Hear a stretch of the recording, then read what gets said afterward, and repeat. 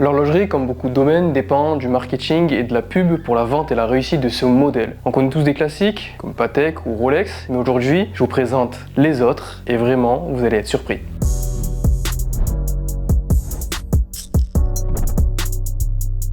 Alors là, on va commencer pas par une publicité, mais par une campagne de pub réalisée par Timex au début des années 60 et qui a duré une vingtaine d'années. Le principe est simple, ils ont tout fait. Ils ont pris les montres et ils les ont mis dans des conditions extrêmes, mais tout type de conditions extrêmes, même les trucs les plus farfelus. Je vais vous en présenter quelques de mes préférés là et je vous laisserai aller voir le reste parce que c'est de la folie. Pour commencer, la classique en noir et blanc, regardez ça. Now, this is a powerful outboard motor that our engineers have especially set up in our studio. My Timex directly to the propeller blade, as you see here. Now we'll submerge it in the tank. And all right, let's go. Ils ont attaché une Timex à une hélice d'un moteur hors bord, ils l'ont plongé dans l'eau, ils ont fait fonctionner le moteur à fond, ils ont vérifié que la montre elle était bien étanche et qu'elle fonctionnait toujours après, donc elle avait résisté à ce test-là. It's one more reason why more people buy Timex. Ça c'est un classique, c'est une des premières qui a été faite, et derrière, ils sont allés chercher des trucs fous. Un exemple de truc fou, celle avec l'éléphant par exemple, je sais pas si vous la connaissez. Oui, ils ont testé la résistance d'une montre Timex sous le poids d'un éléphant. Ils ont mis une montre sous la patte d'un éléphant, ils l'ont fait écraser. Le tout animé par John Cameron Swayze, un commentateur à l'époque qui était aux primes du divertissement. What time is it?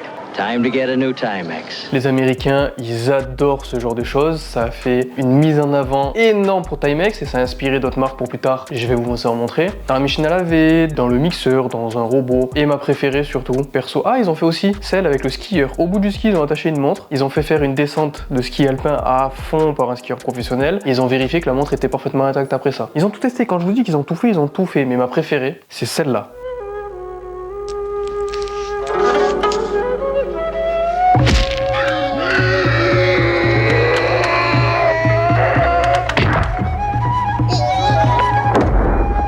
Ils ont scotché une montre sur le ventre d'un sumo. Ils ont fait faire un combat de sumo et à la fin, ils ont vérifié que la montre Timex était intacte et qu'elle résistait au choc. Oui, ils l'ont fait.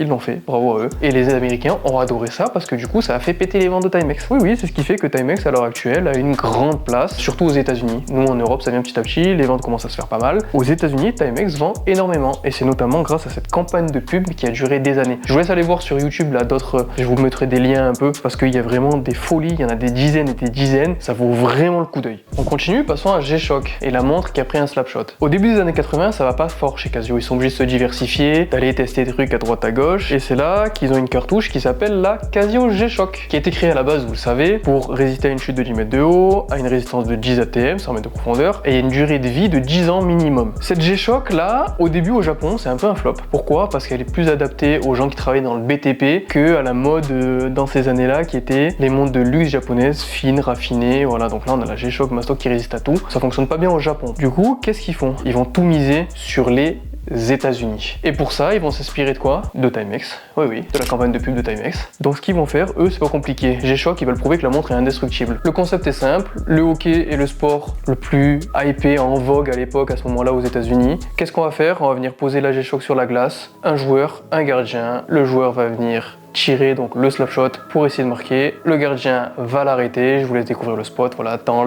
la DA des années 80, genre on voit très bien que c'est les années 80 juste en regardant la vidéo. La DA est pour les Américains, américanisée, ça fonctionne. Je vous laisse regarder ça. Presenting the G-Shock watch from Casio. It's tough, so tough.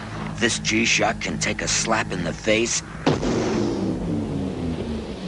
and not even flinch. The Casio G-Shock, one tough watch to beat. Le spot de pub passe à la télé et s'ensuit quoi? Les Américains appellent pour demander si c'est fake ou si c'est réel. Oui, les Américains ont fait ça. Ils ont appelé pour vérifier si c'était bien réel ou s'ils pouvaient commander la montre. Ça en est suivi des milliers de ventes de la G-Shock aux États-Unis pour un spot aussi bête. Ce qui est bien avec les Américains en plus, c'est que c'est bien. Pendant 20 ans, Timex a fait ça. Ils leur ont sorti des spots dans tous les sens. G-Shock arrive, c'est une nouvelle marque, exactement le même concept. Ça fonctionne encore avec les Américains, faut y aller à 100%. C'est facile. Trêve de plaisanterie. C'est grâce à ce spot pub là que G-Shock est connu et reconnu actuellement. S'ils n'avaient pas fait ça à l'époque, ils auraient pas fait exploser les ventes. Casio n'aurait peut-être même pas tenu en fait. Les ventes ont explosé aux États-Unis. Comme c'est la mode aux États-Unis, après petit à petit c'est venu en Europe et dans le reste du monde. Et après ils ont sorti énormément de références différentes, ils ont adapté à tous les goûts, ce qui fait que maintenant tout le monde connaît Casio G-Shock, tout le monde en a une plus ou moins dans sa collection. D'ailleurs, si vous n'en avez pas une, il vous en faut une. Petite promo cadeau là, lien dans la description de toutes les G-Shock qu'on a en stock, moins 20% rien que pour vous avec le code PUBCASIO. Toujours dans l'idée de relancer une marque, en 2012, Zenith, avec sa Stratos, a fait un spot publicitaire où la montre a franchi le mur du son. Oui, comme vous le savez, comme on vient de le voir, à chaque fois qu'une marque de montre prend autant de risques et mise tout sur une stratégie marketing et de la pub, c'est que ça va mal. Donc ils veulent relancer une montre, ils ont tout misé. Cette fois, Zenith s'y colle avec Monsieur Felix Baumgartner. Oui, on parle de l'homme qui a sauté dans le vide à 39 000 mètres d'altitude. Oh oui, lui, on parle de lui là, ce clip là.